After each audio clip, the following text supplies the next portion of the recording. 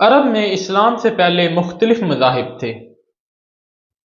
بعضوں کا خیال تھا کہ جو کچھ ہے زمانہ یا فطرت ہے، یعنی قانون قدرت ہے، خدا کوئی چیز نہیں۔ انہی لوگوں کی نسبت قرآن مجید میں ہے، سورہ الجاثیہ آیت 24۔ اور یہ لوگ کہتے ہیں کہ جو کچھ ہے یہی ہماری دنیا کی زندگی ہے، ہم مرتے اور جیتے ہیں، اور ہم کو مارتا ہے تو زمانہ مارتا ہے۔ بعض خدا کے قائل تھے لیکن قیامت اور جزا و سزا کے منکر تھے۔ ان کے مقابلے میں قرآن مجید نے قیامت کے ثبوت پر اس طرح استدلال کیا ہے، سورہ یاسین آیت 79۔ کہہ دو کہ وہی دوبارہ زندہ کرے گا جس نے پہلی دفعہ پیدا کیا تھا۔ بعض خدا اور جزا و سزا کے قائل تھے لیکن نبوت کے منکر تھے۔ ان کا ذکر اس آیت میں ہے، سورہ الفرقان آیت 7۔ اور کہتے ہیں کہ یہ کیسا رسول ہے کہ کھاتا پیتا ہے اور بازار میں چلتا پھرتا ہے، سورہ بنی اسرائیل آیت 94۔ کہتے ہیں کہ خدا نے آدمی پیغمبر بنا کر بھیجا ہے۔ ان کا خیال تھا کہ اگر کوئی پیغمبر ہو سکتا ہے تو اس کو فرشتہ ہونا چاہیے جو حاجت انسانی سے منزہ ہو، لیکن عموماً لوگ بت پرست تھے، وہ بتوں کو خدا نہیں سمجھتے تھے بلکہ کہتے تھے کہ خدا تک پہنچنے کے وسیلے ہیں، سورہ الزمر آیت 3۔ ہم ان بتوں کو صرف اس لیے پوجتے ہیں کہ ہم کو خدا سے قریب کر دیں۔ قبیلہ حمیر جو یمن میں رہتا تھا آفتاب پرست تھا، کنانا چاند کو پوجتے تھے، قبیلہ بنی تمیم دبران کی عبادت کرتا تھا، اسی طرح قیس شاری کی، قبیلہ اسد اتار کی، اور لخم و جزائم مشتری کی پرستش کرتے تھے۔ سب سے بڑا بت حبل تھا جو کعبہ کی چھت پر منصوب تھا۔ قریش لڑائیوں میں اسی کی جے پکارتے تھے۔ عرب میں بت پرستی کا بانی ایک شخص عمرو بن لہی تھا، اس کا اصل نام ربیہ بن حارث تھا۔ عرب کا مشہور قبیلہ خزا اسی کی نسل سے ہے۔ عمرو سے پہلے جرہم کعبہ کے متولی تھے۔ عمرو نے لڑ کر جرہم کو مکہ سے نکال دیا اور خود کعبہ کا متولی ہو گیا۔ وہ ایک دفعہ شام کے کسی شہر میں گیا، وہاں کے لوگوں کو بت پوجتے دیکھا تو پوچھا ان کو کیوں پوجتے ہو؟ انہوں نے کہا کہ یہ حاجت رواں ہیں، لڑائیوں میں فتح دلاتے ہیں، قحط پڑتا ہے تو پانی برساتے ہیں۔ عمرو نے چند بت ان سے لے لیے اور لا کر کعبہ کے آس پاس قائم کیے۔ کعبہ چونکہ عرب کا مرکز تھا، اسی لیے تمام قبائل میں بت پرستی کا رواج ہو گیا۔ ان میں سب سے قدیم بت منا تھا، یہ سمندر کے کنارے قدیر کے قریب نصب تھا۔ اوس اور خزرج یعنی مدینہ کے لوگ اسی پر قربانی چڑھاتے تھے، اور جب کعبہ کا حج کر کے آتے تو احرام یہیں اتارتے تھے۔ حزیل اور خزاع بھی اسی کی پرستش کرتے تھے۔ یاقوت حموی نے معجم البلدان ذکر مکہ میں لکھا ہے کہ عرب میں بت پرستی کی عام اشاعت کی وجہ یہ ہوئی کہ قبائل عرب جو تمام اطراف سے حج کو آتے تھے، واپس جاتے ہوئے احرام کے پتھروں کو اٹھا لیتے اور اس کو اصنام کعبہ کی صورت پر تراش کر ان کی عبادت کرتے تھے۔ عرب کو قریباً سب کے سب بت پرست تھے، لیکن اس کے ساتھ ان کے دل سے یہ اعتقاد کبھی نہیں گیا کہ اصل خدا برتر اور چیز ہے اور وہی تمام عالم کا خالق ہے۔ اس خدا اکبر کو وہ اللہ کہتے تھے۔ قرآن مجید میں ہے، سورہ العنکبوت آیت 61۔ اور اگر ان لوگوں سے پوچھو کہ آسمان اور زمین کو کس نے پیدا کیا اور چاند اور سورج کو کس نے تابع دار بنا رکھا ہے تو بول اٹھیں گے کہ اللہ، پھر کدھر بہہ کے جا رہے ہیں؟ سورہ العنکبوت آیت 65۔ پھر جب یہ کشتی میں سوار ہوتے ہیں تو خدا ہی کو خلوص کے ساتھ پکارتے ہیں، پھر جب خدا ان کو نجات دے کر خشکی کی طرف پہنچا دیتا ہے تو شرک کرنے لگتے ہیں۔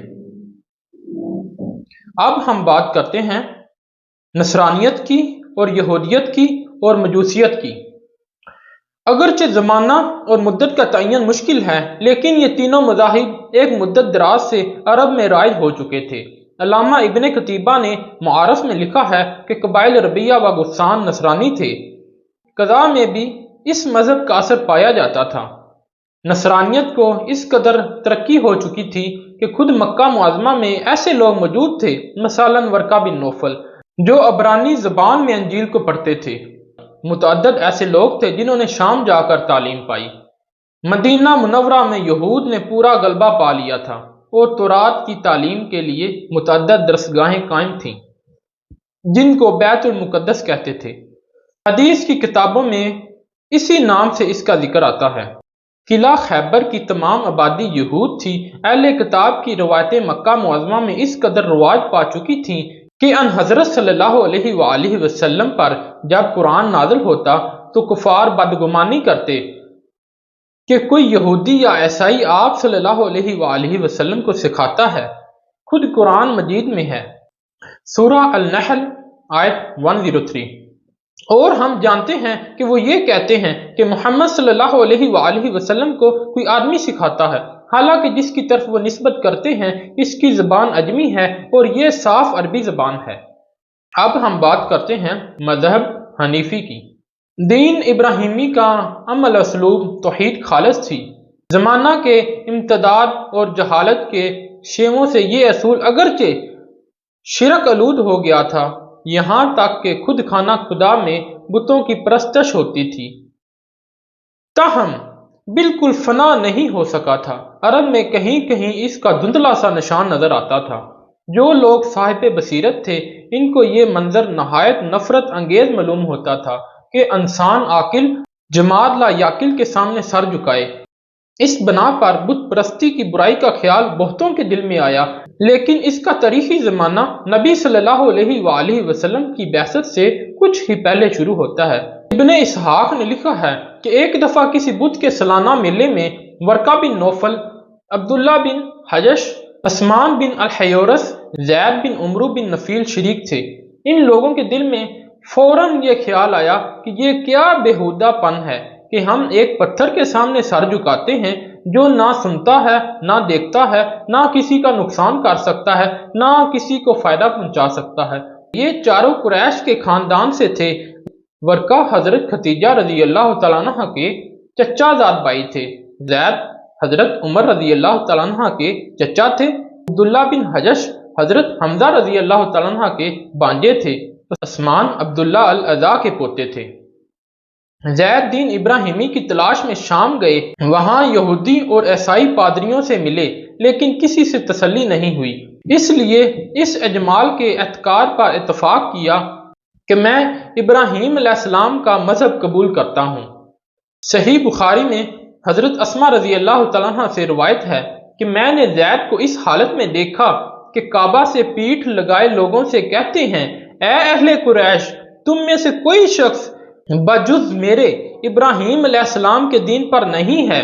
عرب میں لڑکیوں کو زندہ دفن کر دیتے تھے۔ زید ہی پہلے شخص ہیں جس نے اس رسم کی ممانعت کی۔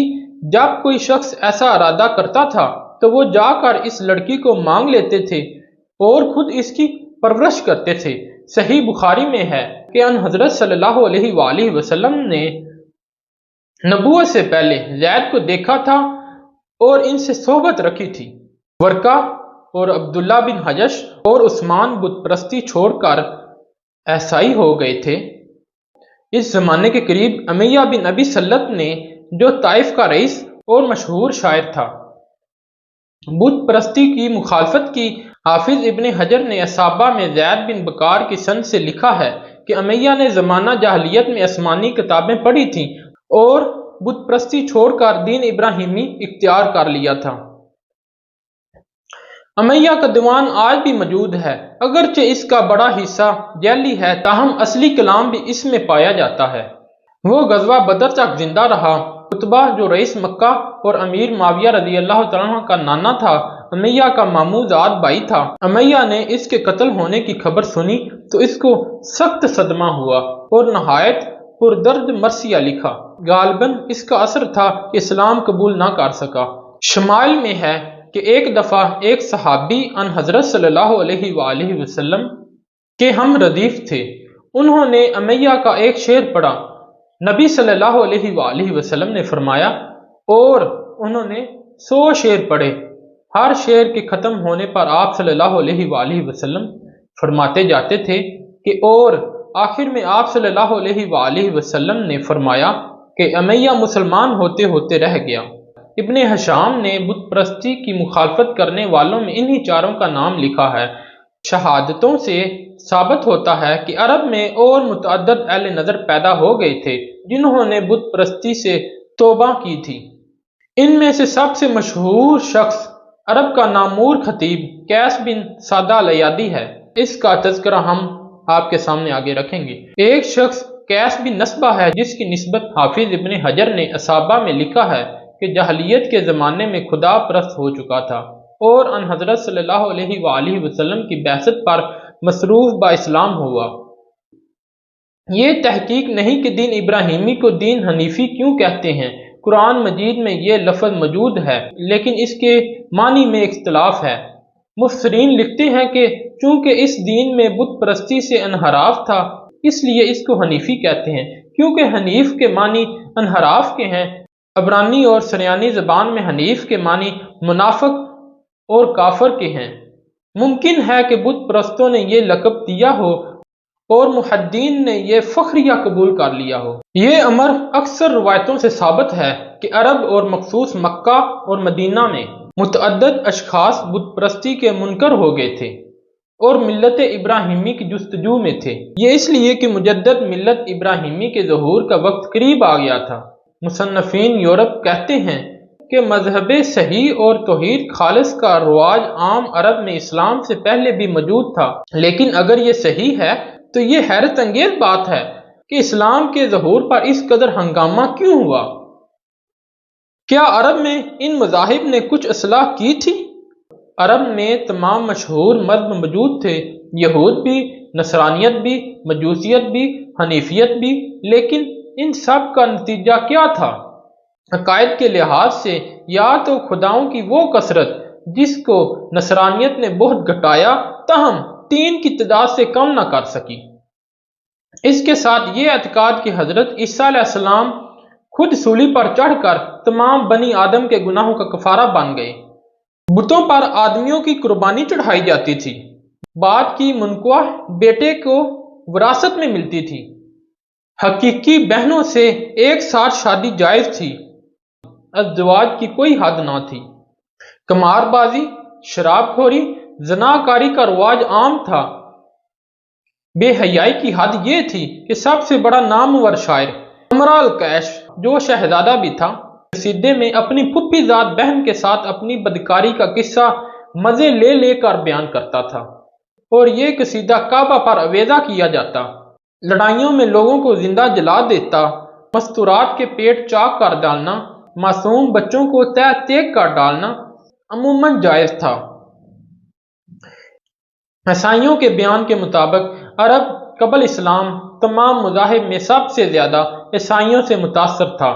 تاہم اس اثر کا کیا نتیجہ تھا؟ اس کو خود عیسائی مورخین کی زبان سے سننا چاہیے۔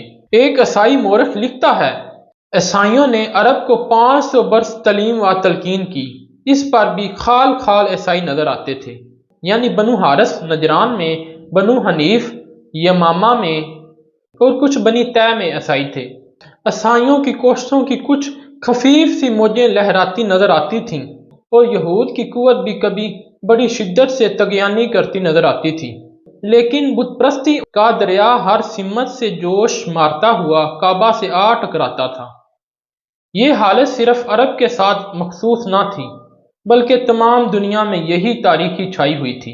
کیا اس عام ظلمت، اس عالمگیر تیرگی، اس وسیع اور ہماگیر تاریخی میں ایک آفتاب عالمگیر تاب کی حاجت نہ تھی؟